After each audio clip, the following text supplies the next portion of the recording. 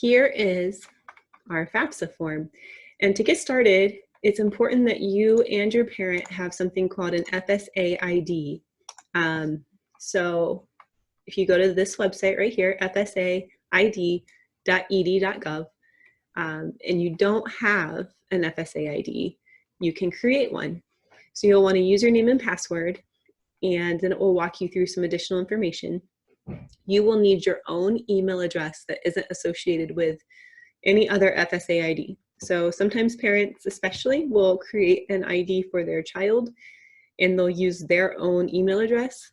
I would encourage you not to do that because it can get really confusing. So mom and dad, whoever is doing the FAFSA, they need their own FSA ID, and so does the student, and both need separate passwords and usernames and email addresses. If you think you have an FSA ID but you don't remember what it is, if you go to Manage My FSA ID, you can click on Forgot My Username or Forgot My Password and walk through that process. It can be a little tedious, so just be patient, give it some time. If you really can't figure it out, you can call them. And we can help you find, if you go up to the help button here, you can find their phone number, or you can call us and we can give that to you too. So once we have that all squared away and you know your FSA ID and password for both a parent and a student, you're ready to start the FAFSA. Make sure you write these down in a place that you'll remember them. I recommend keeping a FAFSA folder, pull it out every year. You could also put it in your phone, but sometimes, we change phones a lot. So maybe in a Keep Note or Google Doc or something that you can access at all times. So that's out of the way.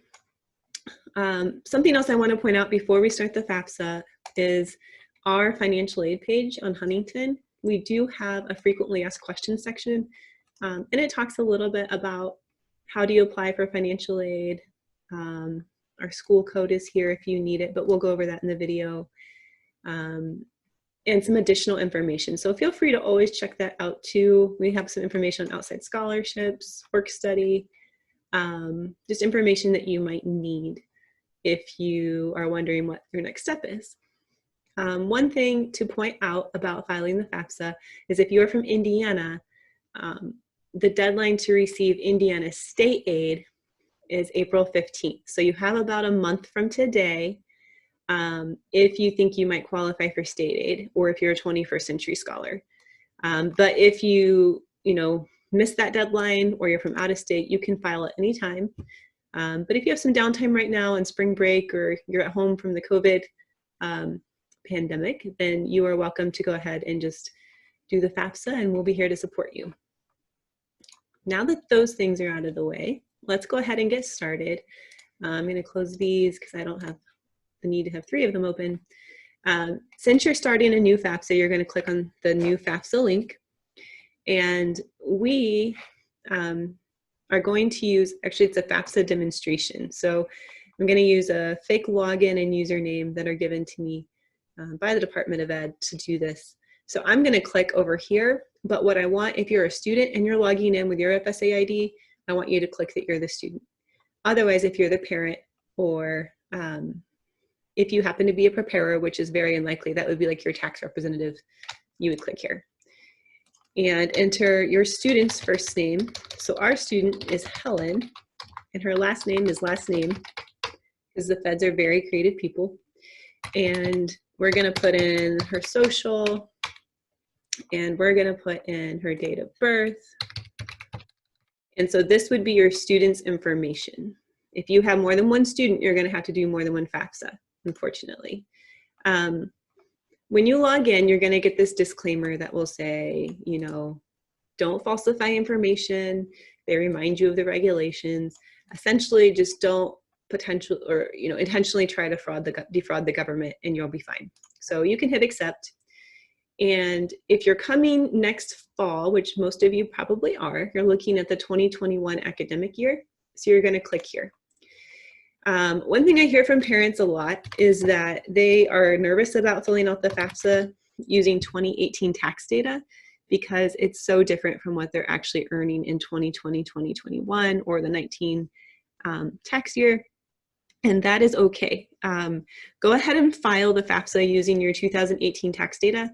And we have something called a professional judgment that if you think, you know, a lot has changed in your family, maybe you have a lot of medical expenses, or you have had a big change in income or a loss of income, we can work with you to make adjustments. But first, we have to have your actual FAFSA completed with the 2018 tax data.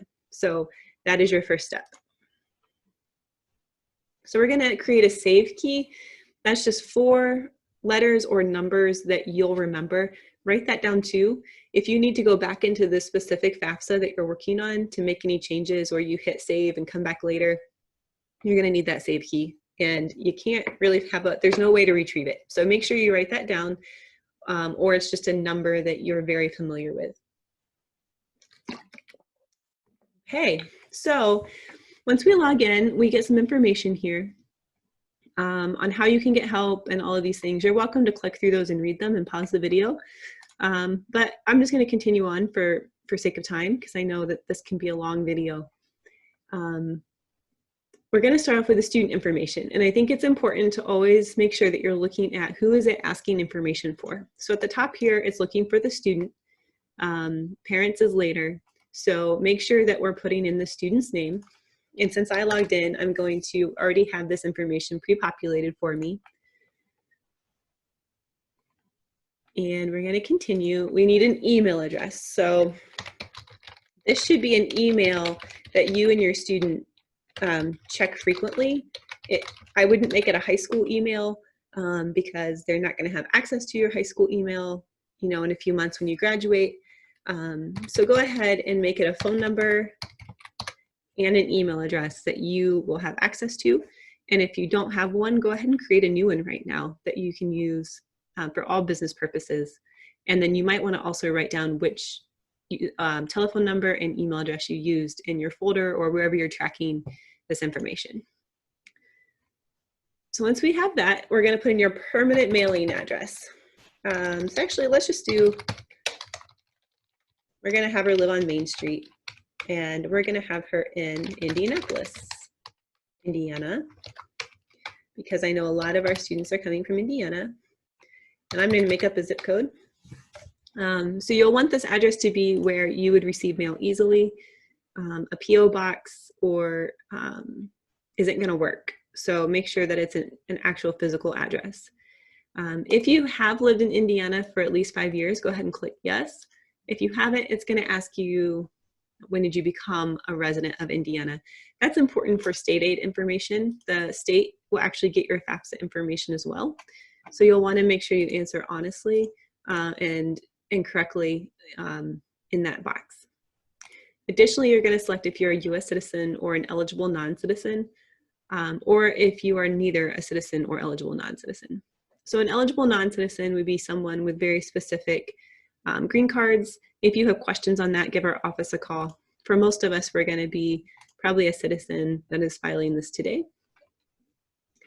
It's going to ask about your high school completion status. So if you were homeschooled, you'll select that. If you have a GED, you'll select that. But if you're graduating from your high school with a high school diploma, go ahead and select that. And then it's going to ask you what degree you're working on. So most of our students are going to be working on their first bachelor's degree. But go ahead and select, like if you're working on an associate, or if you are not sure, maybe you're trying to decide between an associate's degree and a bachelor's degree, you can hit other. And then it's going to ask if you've completed a bachelor's degree before this 2021 year. No is almost always the answer. If you already have a bachelor's degree, you're not eligible for financial aid, so you wouldn't need to file the FAFSA at that point. What will your college grade level be when you begin? So if you've never attended college or coming right out of high school, you'll select that. Otherwise, go ahead and select whichever is the most accurate if you're coming in as a transfer student. We're going to select that we never have. And then you get asked about work study. For the sake of this video, I won't go into a large discussion of work study. You can find that information on our frequently asked questions page if you're interested, or you can talk to us in person. But I would go ahead and select yes. We consider everyone for work study, so it's not going to hurt anything to select yes. And that's true even if you're looking at other schools. It's fine to go ahead and select yes if you do plan to work on campus. The next question will ask if you're a male or a female, We know Helen is a female, so we're going to continue on. And then you get to put in your driver's license number. This is not required. So you don't have to enter any information here. You can, it just helps verify your identity a little bit quicker when the FAFSA is processing, but it's not a requirement. Then we get into some information that's important when figuring out sort of any special exceptions that the FAFSA might offer. If you are a foster youth or at any time in the foster care system, so if you have ever been in foster care, you would go ahead and select yes. Otherwise, no. And it's going to ask you the highest school completed by parent 1. That can be mom or dad. It doesn't matter if you distinguish between parent 1 and parent 2. But we're going to go ahead and enter some information here based on our parents. And it's going to process. And it takes a second sometimes. So it's saved your application. So if you ever decided that you needed to go ahead and save and log out and come back in, you can do that, and that information is there. And again, it reminds you that you and your always, unless noted, refers to the student. And now it wants us to enter our name of our high school. So we're going to say that the student went to Central High School in Indianapolis, Indiana. It's important here that you do enter information about your high school and don't leave that blank. If you do, our office will probably have to contact you to get that information. So go ahead and fill that out. And then it's going to tell you that based on the information, you might qualify for financial aid. So you can add up to 10 colleges that will receive your FAFSA information. So if you are looking at multiple colleges, you can add up to 10 here. If you don't know their federal school code, which is a 6-digit code every school has, you can say no and search for them. So we're going to search for Huntington and Indiana, just to show you how that search works. And it's going to say, okay, here's their federal school code, and that is ours, 001803, and Huntington. Do you want to add them? So we have to select that box and click next, or you can click add more schools. So if you wanted to add a couple other schools, you're welcome to do that, up to 9 additional schools at this time.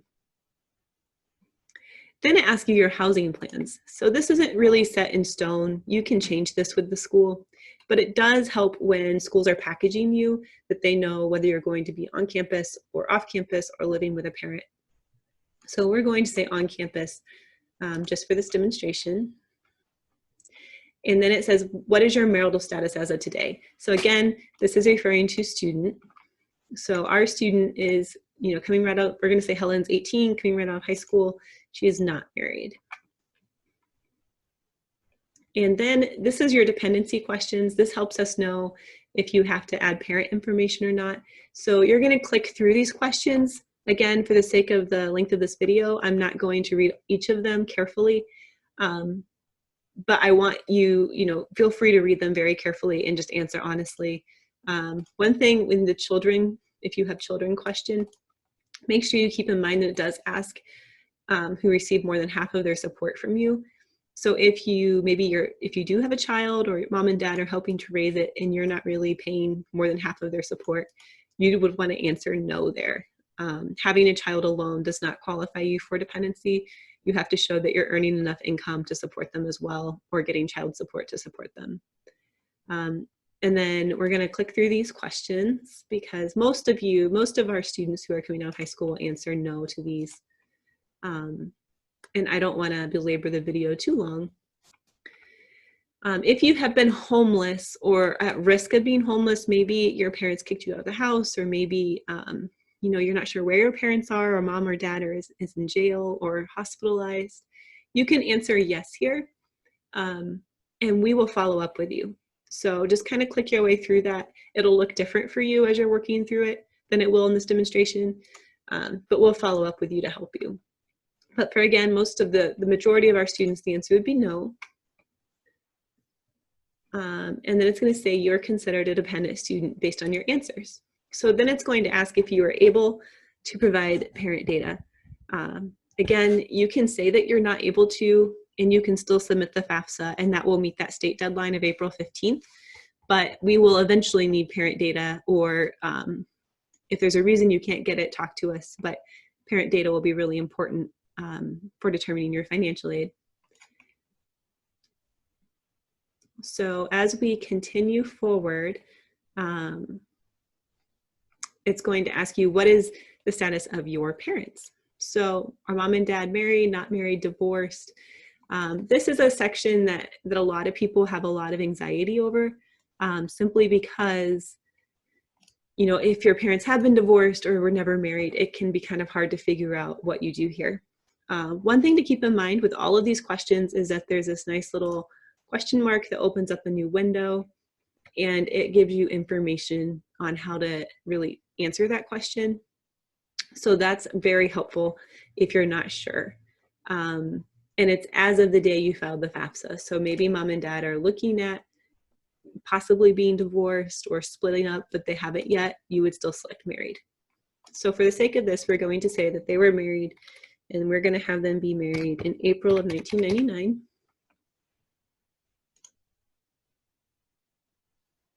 And now it's going to ask of your first parent. So this can be father, mother, step-parent. It doesn't matter. You can just enter one parent's information here. And we're going to enter their social security number. So you will need mom and dad's cooperation probably to help. And their first initial. So Bob is dad. We're going to have Bob last name. And we're going to have him born 1973. And B last name, Huntington. Actually, he doesn't work here. We're at gmail.com. There we go. So, well, it's telling me, I'm glad that actually this didn't work, because it will give you error messages if there's a problem, which is kind of nice. So you'll just want to retype it. Make sure that those match and hit next. And then this is parent number 2. So we're going to have a new parent social security number. And maybe mom's name is Mary. So we're going to have Mary last name. And she was born August 2nd, or January 2nd of 1971. And again, I'm making these numbers up as we go along. So obviously don't do that. You'll want to enter the accurate data. And then for this question, this is important for Indiana State Aid. So make sure that you do answer yes or no accurately here if your parents have lived for the last 5 years in Indiana. This section, honestly, and we're about halfway through, so we're doing really well. It's not taking too long. This section is the most confusing for a lot of families because it's asking about household information. And again, these little question marks can help you here. But essentially, they're saying your parents are married, so we know there are 2 of them, and they're going to include you in your household. Now, it's asking, do your parents have other children who, even if they don't live with your parents will provide more than half of their support. So maybe you have an older sibling who's in medical school, but mom and dad are still paying for their apartment and their cell phone and their health insurance. You would include them in your household, even if they're living like across the country. So definitely check through. If you're not sure who to include, look at these little boxes, these little question marks. And then if you still have questions, feel free to call us. We're going to say that Helen has 2 siblings. And then it's going to ask other people if they do live with your parents and your parents provide more than half of their support and will continue to do so.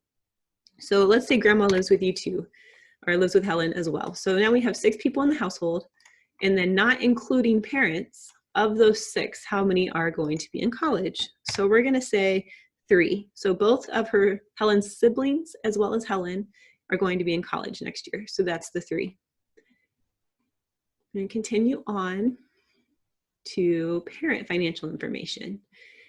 So this is going to ask for 2018, have your parents filed their taxes? Most likely yes, unless they have a very specific agreement with the IRS.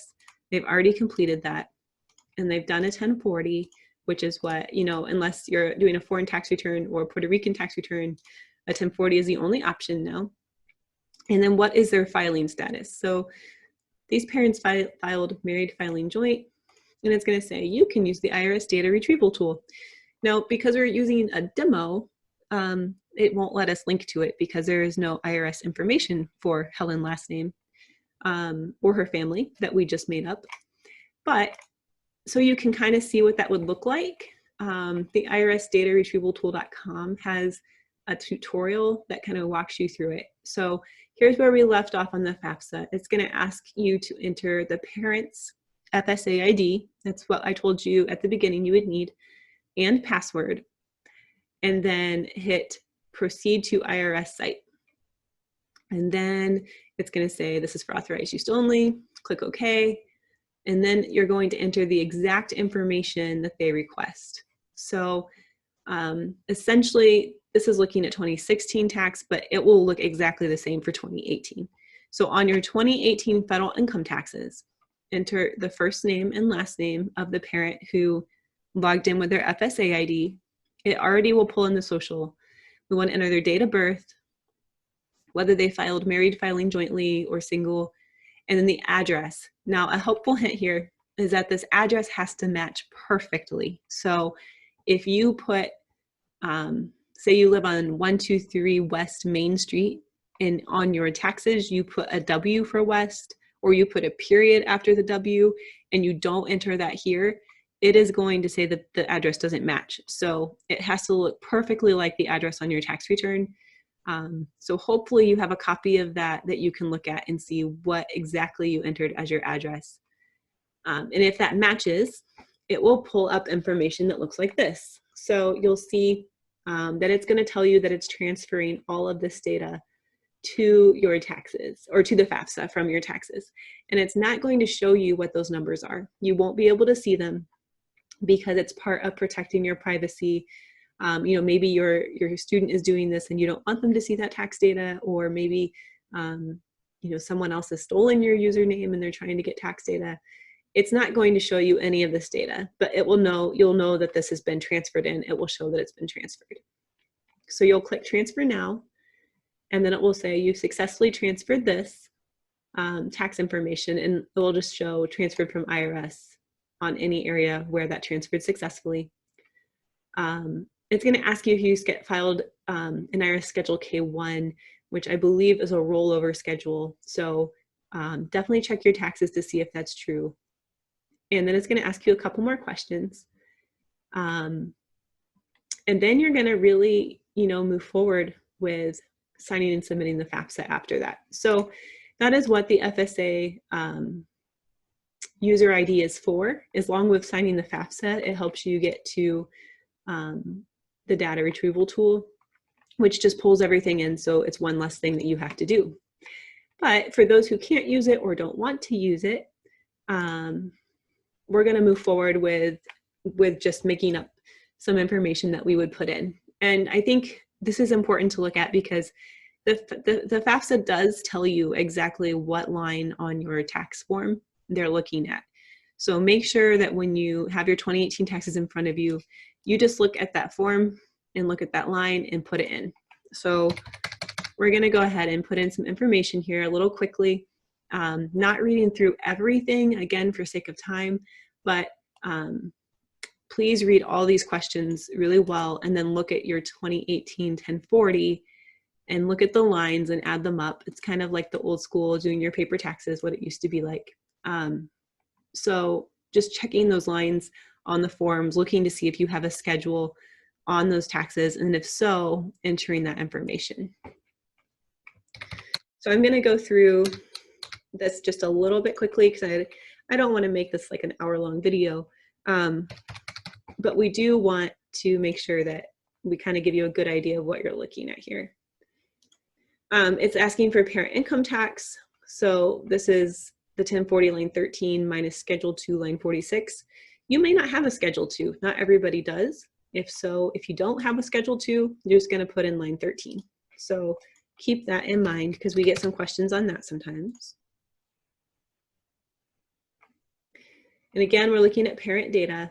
And this is a lot of questions it's asking that don't really apply to the majority of the population.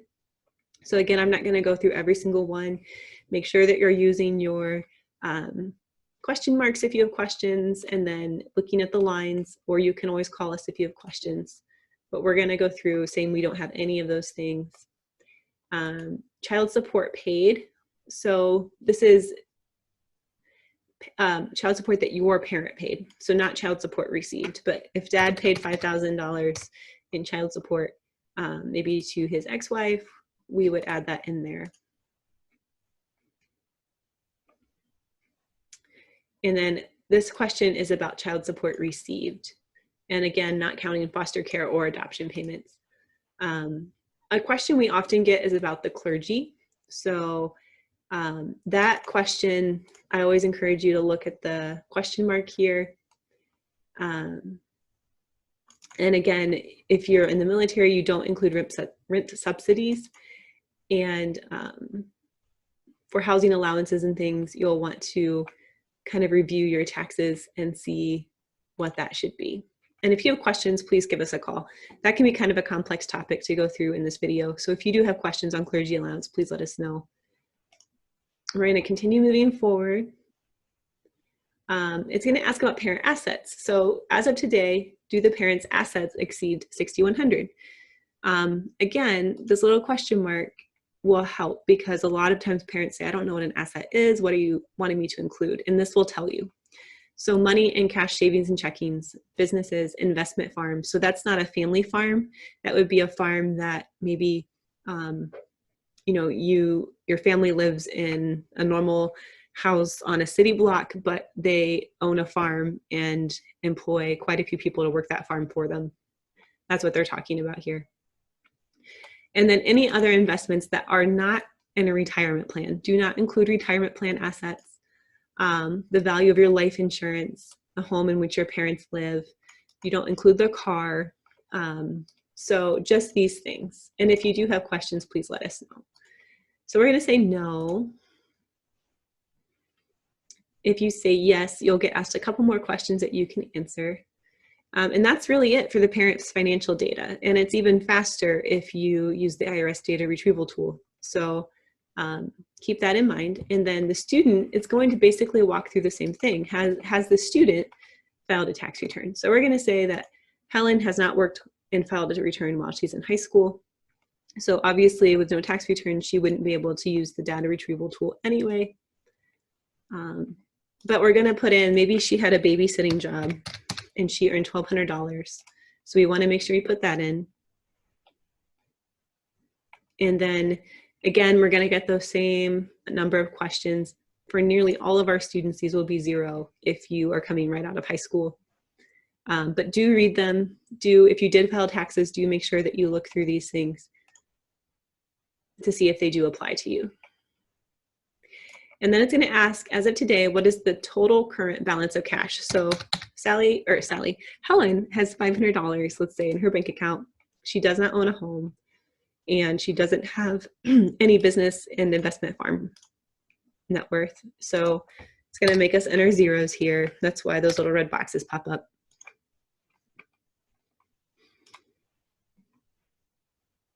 Okay, so now we're ready to submit. So we made it through the FAFSA in about a half an hour. If you have your 2018 taxes in front of you and your FSA IDs, it really doesn't take much longer than that, especially if you've done it once or twice before. So we're going to make sure that we say we're not a preparer unless you happen to be a tax preparer doing this for a family, but most of the time that's no. If grandma helps you, that doesn't make her a preparer. She would still say no. So we're going to then get a summary of everything that we entered.